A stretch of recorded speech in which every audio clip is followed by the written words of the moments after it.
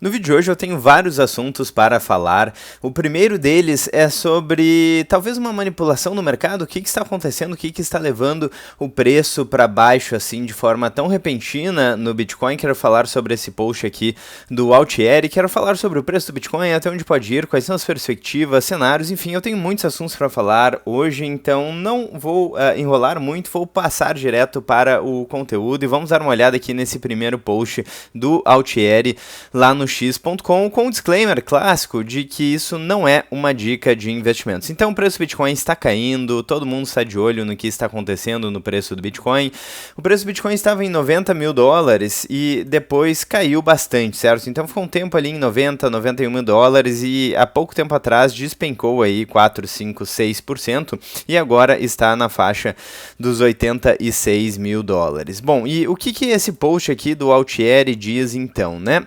Ele diz o seguinte, abre aspas, com certeza uma ação normal do mercado.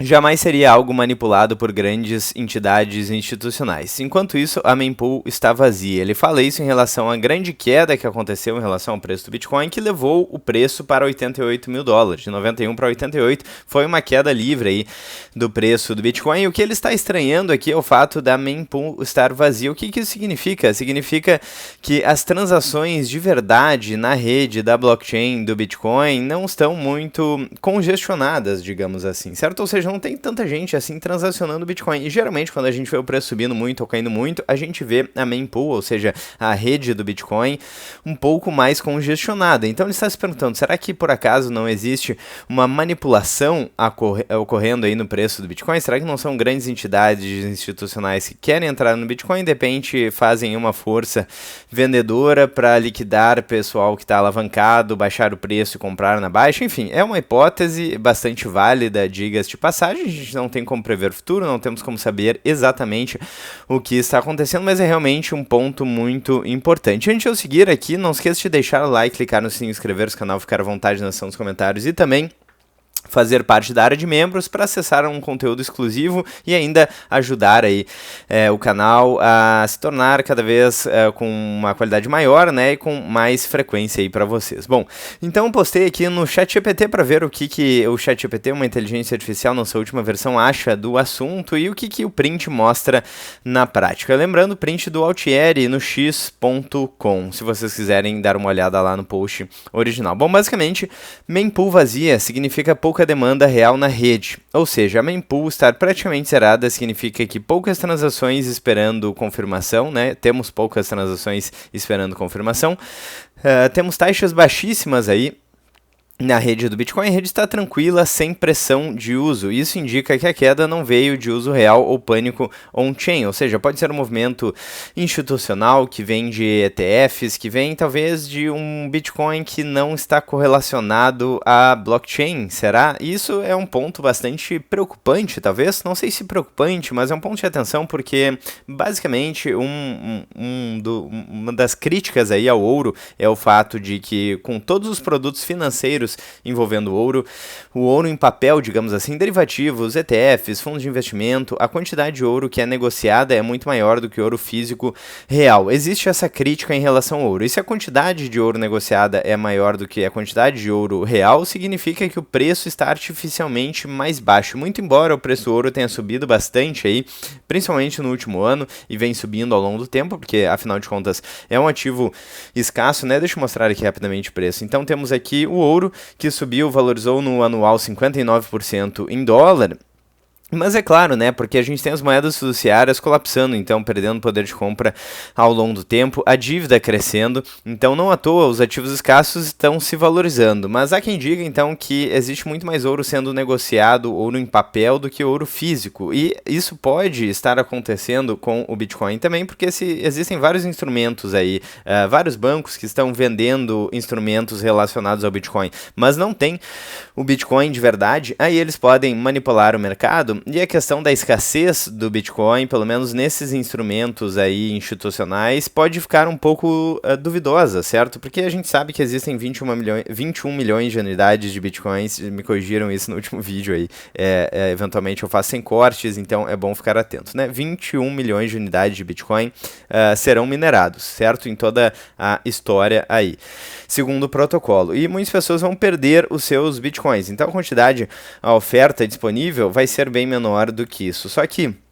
se um Bitcoin falso, digamos assim, fora da blockchain, com instrumentos financeiros for ofertado, aí a quantidade, a oferta pode aumentar. Bom, então realmente é muito interessante, né? Essa queda tão grande com uma rede aí sem nenhum tipo de congestionamento, digamos assim. É realmente um sinal de alerta, né? O preço despencando é igual ao movimento essencialmente de derivativos mais instituições, é a percepção aqui do ChatGPT, e quando o spot não move e a mempool está vazia, mas o preço cai, uma vela com uma vela gigante, né? Isso pode significar muito provavelmente uma alta alavancagem sendo liquidada, ordens de mercado grandes empurrando o book, venda coordenada por entidades que não mexem on-chain, baixíssima liquidez no final de semana e horários mortos. E é típico de movimentos institucionais ou algoritmos, não de um fluxo orgânico, né? Segundo a análise do ChatGPT. Manipulação? Não necessariamente, mas o que o tweet está sugerindo e o print reforça é que quando o varejo vende, on-chain explode, e quando o preço cai sem atividade on-chain, geralmente é um movimento top-down, ou seja, a queda não reflete o comportamento real dos usuários da rede do Bitcoin. Sim, há um ponto de atenção. Resumo técnico, então, mempool vazia igual a rede sem estresse, o spot fraco significa nenhuma venda massiva on-chain, um dump forte que aconteceu, né, foi possivelmente originado de derivativos, né, talvez algo que não esteja aí diretamente relacionado à rede de blockchain do Bitcoin, que é o Bitcoin real, dica de passagem, né? Volume baixo no book, fácil manipulação de preço, né? E ETFs não venderam, então a queda veio de fluxo institucional spot, possivelmente, né? Aqui tem alguns textos aí que o ChatGPT colocou para postar no X, mas eu vou pular isso aqui. Então, enfim, é uma questão interessante, eu quero saber a opinião de vocês. Será que existe alguma manipulação no preço do Bitcoin? Eu vi vários analistas falando sobre isso, e eu acho que, na verdade, certamente existem pessoas dispostas a manipular o preço do Bitcoin. Agora, conforme o ativo vai se tornando cada vez mais valioso, isso se torna cada vez mais caro e mais complicado, né? O Bitcoin está valendo um pouco menos de 2 trilhões de market cap, o ouro, por exemplo, já vale mais de 20 trilhões, então é mais difícil manipular o ouro do que o Bitcoin. Mas, enfim, fica a dúvida aí, quero saber a opinião de vocês nos comentários, e já vamos dar uma olhada aqui nesse segundo post, que fala sobre um tema muito importante, e aqui eu estou falando rápido porque realmente são muitos temas interessantes aí acontecendo no mercado financeiro, na economia e no Bitcoin, então eu vou passando aqui rapidamente para tentar falar sobre tudo o que está acontecendo em um vídeo só. E aqui eu vi algumas pessoas falando sobre isso, então esse post é da Rafaela Romano no X.com, antigo Twitter, e ela fala dos títulos de 20 e 10 anos do Japão que acabaram de atingir um novo nível histórico, certo? E a reação do mercado foi de queda, principalmente em Bitcoin e bolsa aí, pelo menos no início ali da abertura de bolsa. Ouro e prata aí estavam subindo no momento em que esse post foi feito. Então os títulos de dívida de 20 e 10 anos do Japão atingiram um nível histórico, né? Subiram. Então vamos dar uma olhada aqui no que isso significa, né? Ponto número 1, os juros de 10 e 20 anos do Japão romperam níveis não vistos desde 2008 e 1998. Isso é muito importante, é gigantesco, porque o Japão sempre foi o maior exportador de liquidez do mundo. A gente tem uma dívida gigantesca no Japão, acho que é um dos países mais endividados em relação dívida PIB, né? Investidores japoneses pegavam dinheiro a juros baixíssimos, muito próximos de zero, e aplicavam em ativos globais. Quando os juros sobem, esse carry trade global acaba desmontando, e o fluxo de capital repatriado, né? Então, fluxo global repatriando capital, risco caindo e ativos voláteis sofrem, né? É basicamente a sequência de coisas que pode acontecer nesse cenário. Bom, o Bitcoin sentiu primeiro, não necessariamente tem a ver com o assunto, certo? Porque quando a gente fala aí de preço caindo, existem inúmeras variáveis e é muito difícil dizer exatamente qual que é a variável que causou determinado efeito. O que a gente pode fazer aqui é falar sobre as principais coisas que estão acontecendo, pensar em cenários, probabilidades, indicadores, gráficos e por aí vai. A questão do Japão é realmente uma questão importante, porque o Japão foi um dos primeiros países, diga-se de passagem, que começou a afundar aí nessas políticas de impressão de dinheiro, manipulação mais pesada de taxa de juros, políticas de quantitative easing e por aí vai. Então é um case aí que mostra sinais de fragilidade, e esses sinais de fragilidade eles acabam sendo inerentes ao sistema financeiro que existe atualmente. Por isso também que o Bitcoin é uma alternativa muito interessante. Então o sistema fiduciário, o sistema de manipulação de taxa de juros é um sistema cada vez mais insustentável. Nos Estados Unidos, por exemplo, que é a maior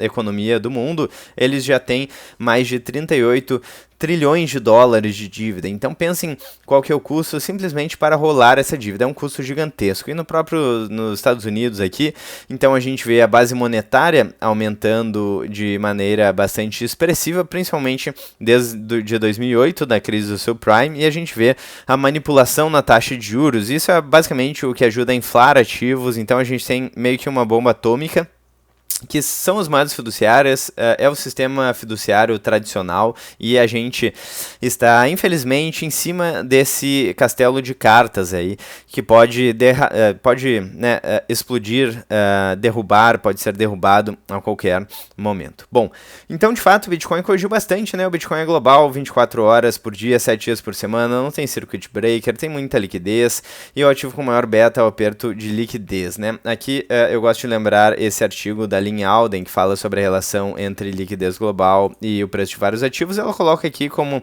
uma das principais relações o preço do Bitcoin e a liquidez global, certo? No momento que ela fez o artigo, em 83% das vezes o preço do Bitcoin ele seguia a direção da liquidez global. Então é realmente muito interessante essa relação entre liquidez e preço do Bitcoin, por isso que a gente está falando sobre isso e por isso que isso é tão relevante. Então o Bitcoin caiu, SP futuros também caíram. Vamos dar uma olhada como é que fechou o dia aí, o SP500, eu acho que ele está, vamos dar uma olhada aqui, né? No dia, vamos atualizar a página aqui. Então, no dia ele fechou com uma uma queda leve, né? Uma queda leve. Aproveitando, vamos ver aqui, o preço do Bitcoin é 463 mil reais, certo? Então, abaixo dos 500 mil reais. Bom, então, seguindo aqui, né? Ouro e prata subiram e são hedges clássicos aí em momento de estresse institucional, principalmente o ouro, né? A prata, ela possui uma inflação, digamos assim, uma quantidade de... Essa relação oferta e demanda, né, inflação e demanda aí de prata, diferente do ouro. Então o ouro ele costuma segurar valor, reter valor durante mais tempo ao longo da história, né?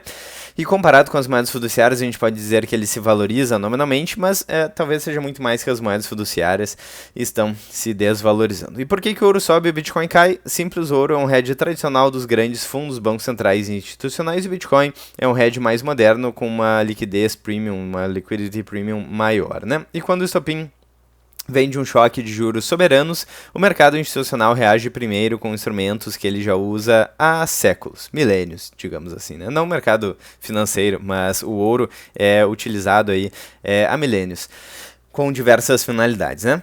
Isso significa que o ciclo acabou? Não significa.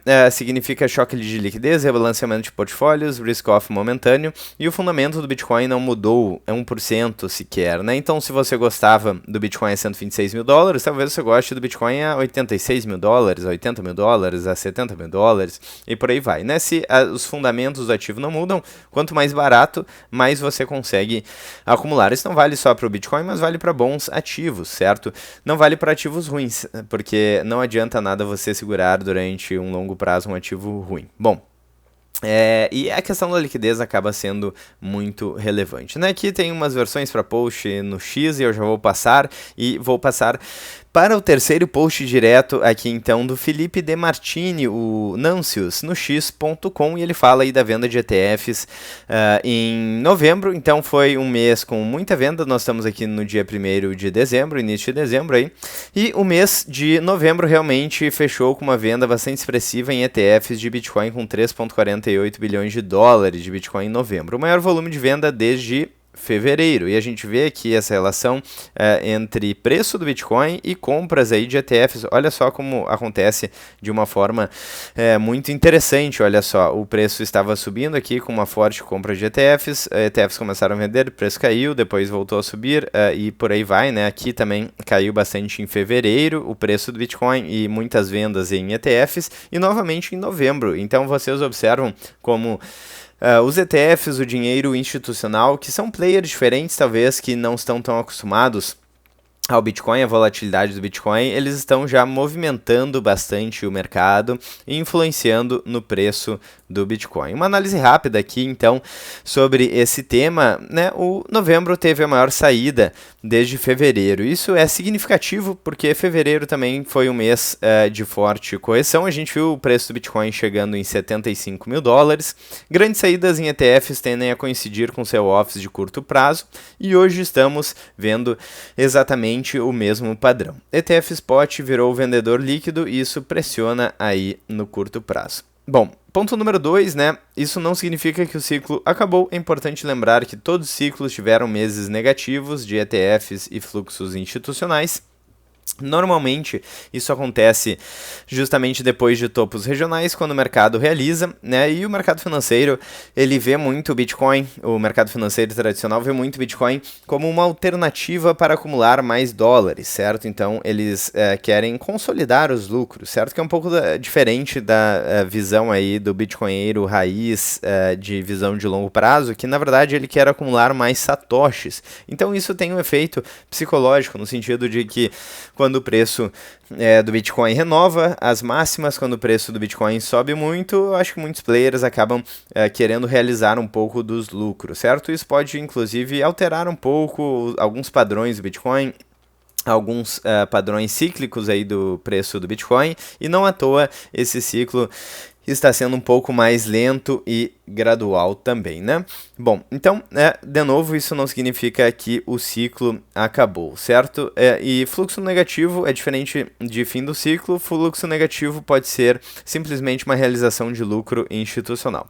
Quem está vendendo, então, possivelmente ETFs que tiveram entrada excessiva em agosto e setembro, fundos rebalanceando risco após juros no Japão subindo, treasuries oscilando, e, enfim, o VIX, né, o índice de volatilidade dos Estados Unidos saindo da mínima, e queda rápida no Bitcoin, né, um stop técnico. Nenhum dado mostra a saída massiva de varejo ou capitulação ampla. E por que isso não preocupa no longo prazo? Porque mesmo com saídas, 2025 ainda tem entrada líquida acumulada gigante, grandes empresas, é verdade, né, se a gente pegar aqui a entrada aí e reduzir as saídas, realmente tem, aparentemente, né, uma entrada líquida positiva, né?